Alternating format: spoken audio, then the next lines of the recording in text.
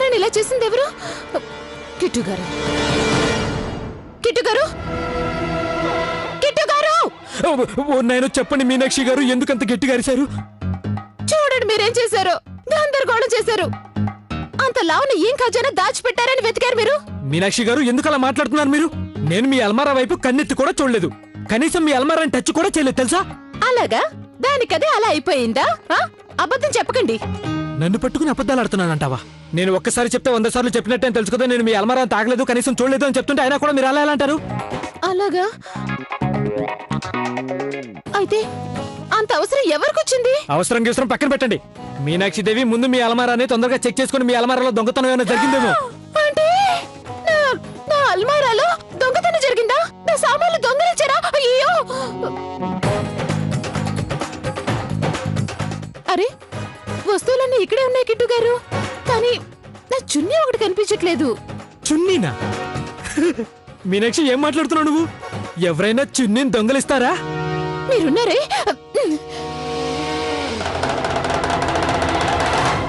ఏమైంది? ఇది గదిలో కూడా లేదు. మొత్తం ఇల్లంతా వెతికాను. ఉతికి ఇక్కడే కదా ఆరేశాను. ఓరి దేవుడా, గాలి కెట్టైనా ఎగిరిపోయి ఉంటుందా? గౌరక, అయ్యో ఏమైంది? మీరు అంత కంగారుగా ఉన్నారు, ఏం జరిగింది? రాత్రి 3 చీరలు ఉతికి ఇక్కడే ఆరేశాను, అందులో 2 కనిపించట్లేదు. గౌరక్కయ్య, నేను మీకు ఆ విషయం చెప్దామని ఇక్కడికి వచ్చాను. అది నా అల్మారాలోని అన్ని చున్నీలు మాయమైపోయాయి, కేవలం ఇదొక్కటే మిగిలింది. ఏమంటున్నావు మీనాక్షి? మీ గదిలో బట్టలు కూడా కనిపించట్లేదా? అవును లవ్లీ, నా చీరలు తన చున్నీ కనిపించట్లేదు. అత్తయ్య గారు, అత్తయ్య గారు,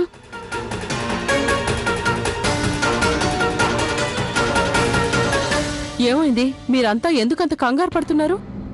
అత్తయ్య, మా బట్టలు కనిపించట్లేదు. కనిపించట్లేదా? అవును అత్తయ్య గారు, అందరివి కొన్ని బట్టలు కనిపించట్లేదు, నా చీరలు కూడా కనిపించట్లేదు. నా అల్మారాలో కూడా మొత్తం చున్నీలు ఏమైపోయాయో తెలీదు. లేదు లేదు, అలా ఎలా జరుగుతుంది? ఇది ఖచ్చితంగా ఆ పిశాచి పనే అయ్యుంటుంది. పిశాచా? అదే ఆ కమల. ఇలాంటి పనులు తనే చేస్తుంది. నేను ఇప్పుడే వెళ్ళి తన పని పడతాను. వద్దు, తొందరపడకండి. ఏ ఆధారం లేకుండా ఒకరిని అనుమానించడం మంచిది కాదు. ఒకవేళ ఇది తన పని కాకపోతే తను ఇల్లు పీకి పందిరేస్తుంది. లవ్లీ చెప్పింది నిజమే అత్తయ్య గారు. ముందు మనం ఒకటి తెలుసుకోవాలి, ఈ పని చేసింది ఎవరు, ఎందుకు చేశారు? అత్తయ్య, మీరందరూ నాతో రండి. రండి, పదండి.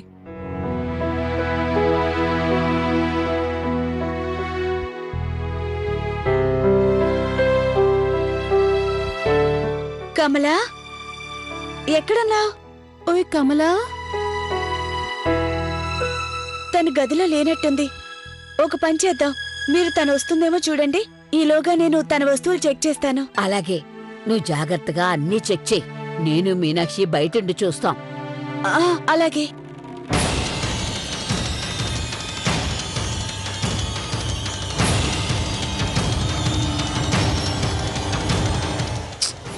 ఏంటిది? మన ఇంట్లోనే ఇలాంటి పనులు చేయాల్సి వస్తుంది. తన బట్టలు కూడా కనిపించట్లేదు.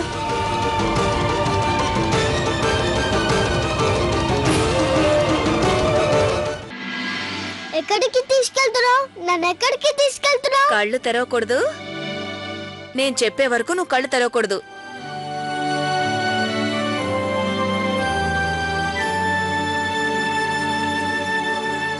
ఇప్పుడు కళ్ళు తెరు.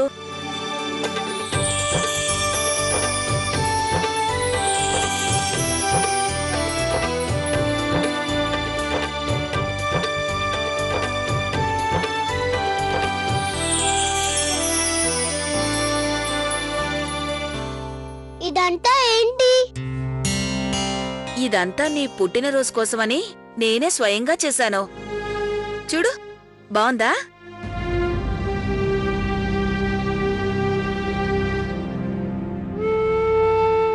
అన్ను, నాకు తెలుసు నీకు పుట్టినరోజు జరుపుకోవడం ఇష్టం లేదని. ఎందుకంటే నీకు మీ అమ్మ గుర్తొస్తుంది కదా. నీకో విషయం తెలుసా? మా అమ్మ జ్ఞాపకాలు నన్ను ఎప్పుడూ బాధ పెట్టలేదు. తను మీతో పాటే ఉంటుంది కదా, కనీసం పుట్టినరోజు నాడైనా? లేదు, నిజానికి నేను ఎప్పుడూ ఒక విషయం గురించి ఆలోచిస్తుంటాను. నన్ను మా అమ్మ జ్ఞాపకాలు ఎక్కువ బాధ పెడతాయా లేక నాన్న జ్ఞాపకాలా? దాని గురించి ఆలోచించి ఆలోచించి నన్ను ఏ జ్ఞాపకాలు బాధ పెట్టడం లేదు. అంటే మీ అమ్మ నాన్న ఎవరు నీతో ఉండరా? లేదు. అదేంటంటే నేను అనాథని కదా. నేను అనాథ శరణాలయంలో బతికాను. నేను చిన్నప్పటినుంచి కూడా మా అమ్మని చూడలేదు, మా నాన్నని చూడలేదు. ఇక నాకెలా గుర్తొస్తారు? కానీ మా అమ్మ నాకు చాలా గుర్తొస్తుంది. తను నన్ను ఎంతో ప్రేమించేది. ప్రేమించేది కాదు, ఇప్పుడు కూడా ప్రేమిస్తూనే ఉంటుంది. అందుకే నువ్వు మొహం అలా దిగాలుగా పెట్టుకుని బాధపడకూడదు, సరేనా? నువ్వు ఎప్పుడూ నవ్వుతూ ఉండాలి, నా అలాగా. నేను నవ్వడానికే ప్రయత్నిస్తున్నాను, కానీ మా మమ్మీ గుర్తుకు రాగానే ఏడుపొచ్చేస్తుంది. మా అమ్మ కోసం నేను ఎలా నవ్వుతూ ఉండాలో నువ్వు చెప్పవా? చూడు, ప్రయత్నిస్తే ఏదైనా సాధ్యమే, అర్థమైందా? కానీ ఎలాగా? చెప్తానండు. వద్దు వద్దు, చాలు చాలు, వద్దు వద్దు వద్దు, చాలు చాలు, వద్దు. ఇలా నవ్వుతూ ఉండాలి. నవ్వితే నువ్వు చాలా అందంగా ఉంటావు, సరేనా? నువ్వు చాలా మంచిదానివి, కానీ అందరూ మీ మీద ఎందుకంత కోప్పడుతూ ఉంటారు? వాళ్ళ సంగతి వదిలేయ్. నీకు నా మీద కోపం లేదు కదా? చాలు, నాకు ఆ ఒక్కటి చాలు. పద, ఇప్పుడు నీ పుట్టినరోజు జరుపుకుందాం. అదేంటంటే? అరే పద, చూడు, నేను నీకోసం ఎన్ని ఏర్పాట్లు చేశాను. ఈ ఏర్పాట్లు నేనే స్వయంగా చేశాను. నువ్వేమో పుట్టినరోజు జరుపుకోనంటున్నావు. అలా ఎలా కుదురుతుంది? పద. లక్కీ, రా రా. ఇది చూడు, నీకోసమే తెచ్చాను, చూడు.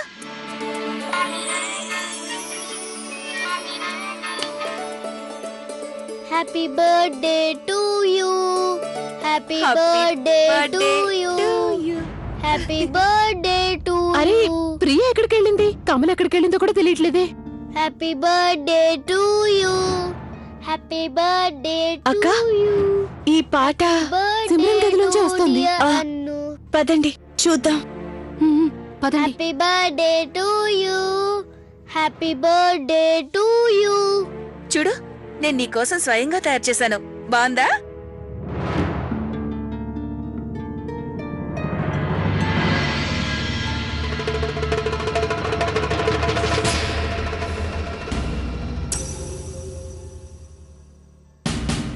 ఇవన్నీ నీకోసం మీ అమ్మ పంపించింది.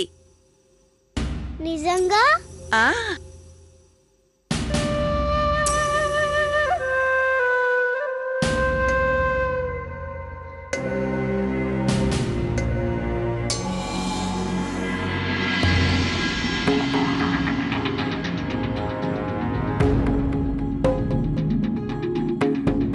అరే, ఇది నా చీరే కదా? ఓయ్, అది నా చున్నీ. అయ్యో రామా, అది నా చీర. ఆ చీర నాది. ఇక ఇది కార్తీక్ టీషర్ట్. నువ్వు దాన్ని కత్తిరించేసావా?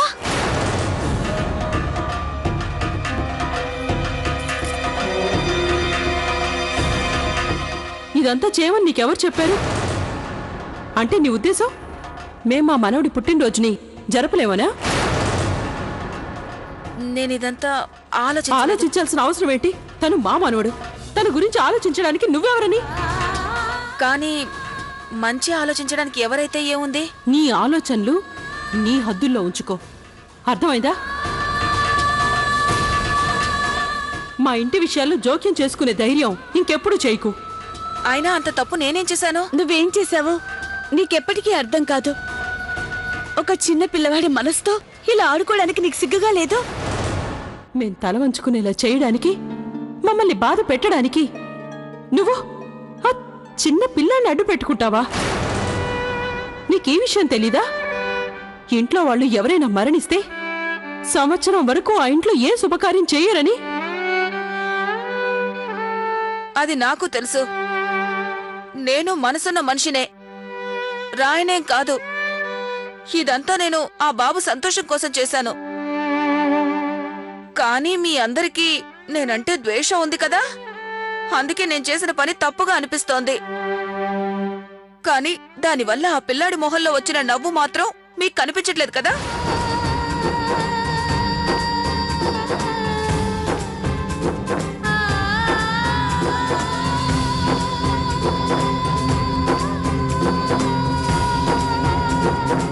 నేను అనాథని. అందుకని అయిన వాళ్ళ దూరమైన బాధ ఏంటో నాకు తెలుసు. అలా బాధపడుతూ కూర్చుంటే ఏం లాభం? ఏడుస్తూ కూర్చుంటే బాధ ఏమన్నా తగ్గిపోతుందా? నేను తప్పు చేశానో ఒప్పు చేశానో నాకు తెలీదు, కానీ నేను చేసిన ఈ పని వల్ల అన్ను నవ్వుతున్నాడు, అది చాలు. మీ కళ్ళకి నేను చేసింది ఎప్పుడు తప్పుగా కనిపిస్తుందా చెప్పండి? నాకు ఈ రోజు బాగా అర్థమైంది. పెద్ద పెద్ద భవనాల్లో ఉండే వాళ్ళ మనసులు చిన్నవిగా ఉంటాయని. మీరందరూ నోటికొచ్చినట్టు ఎన్ని మాటలు అంటున్నారు నన్ను. అరే, నేను గొడవ పడతాను, వాదిస్తాను, కానీ ఒక పిల్లాన్ని అడ్డు పెట్టుకుని నా పగ తీర్చుకునేంత నీచురాల్ని మాత్రం కాదు. అయినా మీరంతా సిమ్రాన్ చనిపోయిందని ఏడుస్తున్నారు కదా, అది మంచి పద్ధతి కాదు. సిమ్రాన్ గారు అమరులయ్యారు. ఈ దేశం కోసం నవ్వుతూ నవ్వుతూ తన ప్రాణాల్ని త్యాగం చేసింది. ఇలా ఏడుస్తూ తన త్యాగానికి అర్థం లేకుండా చేయకండి. అరే, తన బిడ్డ బాధపడుతుంటే ఏ తల్లి మాత్రం సంతోషంగా ఉంటుంది? మీ సిమ్రాన్ సంతోషంగా ఉంటుందా?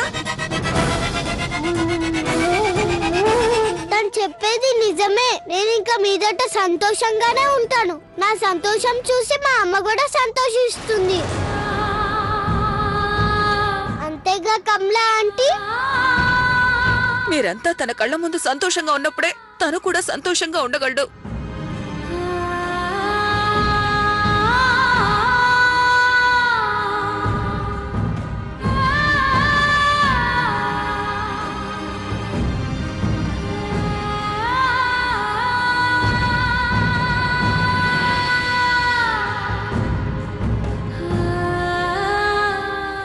నానమ్మ, నేను వెళ్ళి ఆడుకోనా?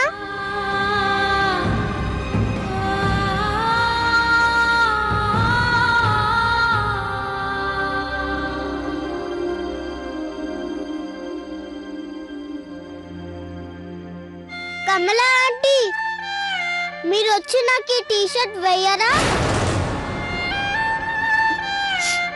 ఇప్పుడు నేను వెయ్యను. ఈ రోజు నా బర్త్డే కదా, ప్లీజ్ రండి, నేను వేసుకోవాలి. సరే, వస్తున్నా.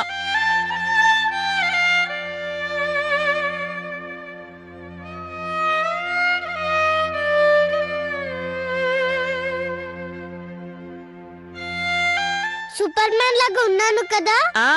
అచ్చ సూపర్ మ్యాన్ లా ఉన్నావు. పట్టుకున్నా. తప్పు చేశాం అత్తయ్య. అనవసరంగా మనం అందరం కమలను కోప్పడ్డాం. ఇన్ని రోజుల తర్వాత అన్ను ఇంత సంతోషంగా ఉండడం మనం ఇప్పుడే చూస్తున్నాం.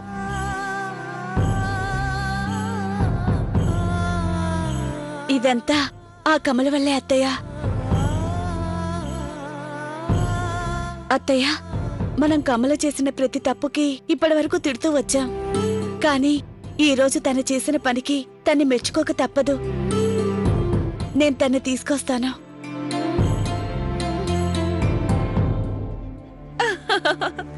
అరే సూపర్ మ్యాన్, మీరు ఆడుకుంటూ ఉండండి, నేను కమల్ని ఇప్పుడే పంపిస్తాను. సరేనా? కమల, నాతో పాటు రా. రా.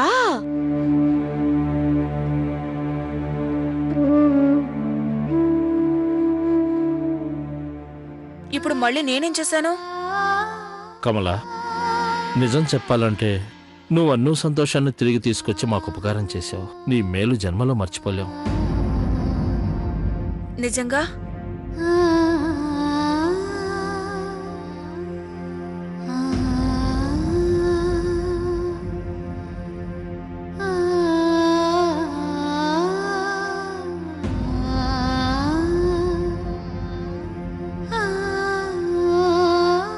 ఈ రోజు మీరు చేసిన పనికి కమల అంటే కిట్టుకి కూడా ఫేవర్ అయిపోయింది.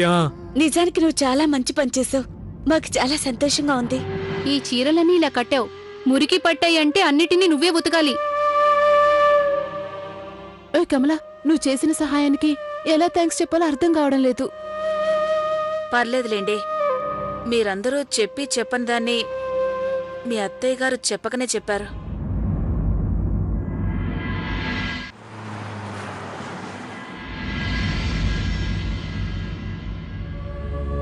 లవ్లీ, పొద్దున్న నేను నీకు ఒక ఫైల్ ఇచ్చాను కదా, కొంచెం తీసుకొచ్చి పెడతావా ప్లీజ్? స్వీట్ హార్ట్, ఏమైంది ఇంత డీప్ గా ఆలోచిస్తున్నావు? కార్తీక్, నేనేం ఆలోచిస్తున్నానంటే పెద్ద పెద్ద కారణాలు చూపించుకుంటూ మనం చిన్న చిన్న ఆనందాలు ఎలా మర్చిపోతామని. పెద్ద పెద్ద కారణాలు ఇంకా చిన్న చిన్న ఆనందాలు. చూడు లవ్లీ, పజిల్స్ వద్దు, నాకు అర్థం కావట్లేదు. నాకు కూడా అది అర్థం కావడం లేదు. అన్ను యాక్చువల్గా తన బర్త్డే సెలబ్రేట్ చేసుకోవాలనుకున్నాడు. మన బాధను చూసి తన బర్త్డే చేసుకోనని చెప్పాడు. మనం వచ్చేసాం. కానీ కమల, తనకసలు ఆలోచన ఎలా వచ్చింది? యునో వాట్, అన్నుని చూశాక నాకు ఒకటి అర్థమైంది. అది పిల్లల మనసును అర్థం చేసుకోవడం అనేది అందరి వల్ల కాదు. లేదు కార్తీక్, ఎవరి మనసు అయితే పిల్లల మనసు ఎంత స్వచ్ఛంగా ఉంటుందో వాళ్ళ పిల్లల్ని బాగా అర్థం చేసుకుంటారు. కావచ్చు, అయితే దానికి మనమేం చేయగలం? తను మన ఇంటికి కొన్ని రోజుల కోసం వచ్చిన అతిథి కొన్ని రోజులు ఇక్కడుండి మళ్ళీ తన ఇంటికి వెళ్ళిపోతుంది. మనం ఒక్క విషయంలో జాగ్రత్తగా ఉంటే మంచిది. తను మన ఇంట్లో ఉన్నంత వరకు ఎలాంటి గొడవ చేయకుండా ఉంటే చాలు. That's it.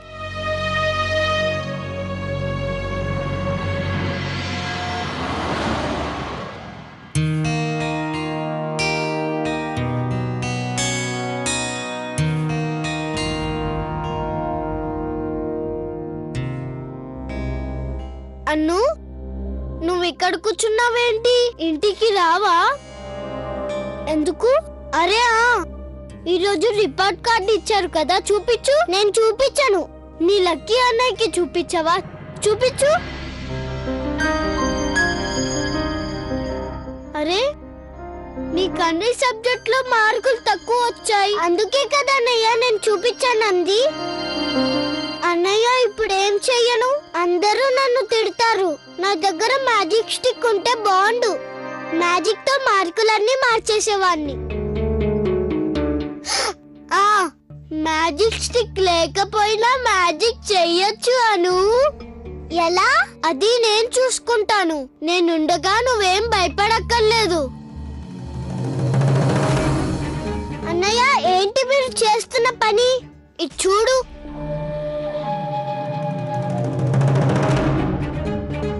ఇప్పుడు చూడు నీకు ఎన్నేసి మార్కులు వచ్చాయో. అన్నయ్య, ఇది మ్యాజిక్ కాదు, ఇది చీటింగ్. అను, అవసరానికి చీటింగ్ చేయడం, అబద్ధం చెప్పడం తప్పు కాదు. లవ్లీ పిన్ని ఏం చెప్పిందో గుర్తుందా? ఏదైనా మంచి పని కోసం అబద్ధం చెప్తే అది నిజం కన్నా గొప్పదని. గుర్తొచ్చిందా? చెప్పింది. సరే, అంతే కదా. నేను ఎవరు తిట్టకుండా ఉండాలని ఇట్లా చేశాను. అయినా ఇది మన లవ్లీ చిన్నమ్మ స్టైల్ కదా, ఏమంటావు?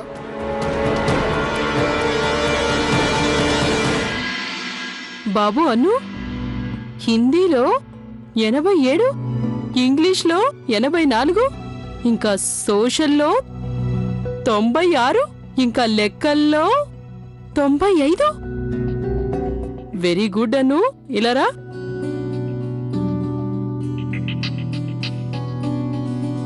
సబ్బాష్ అను, నువ్వు చాలా మంచి మార్కులు తెచ్చుకున్నావు. నాకు చాలా ఆనందంగా ఉంది. Very good. అరే యువరాజ్ గారు, నువ్వు నీ పుట్టినరోజు నాడు మా అందరికీ కానుకిచ్చావు.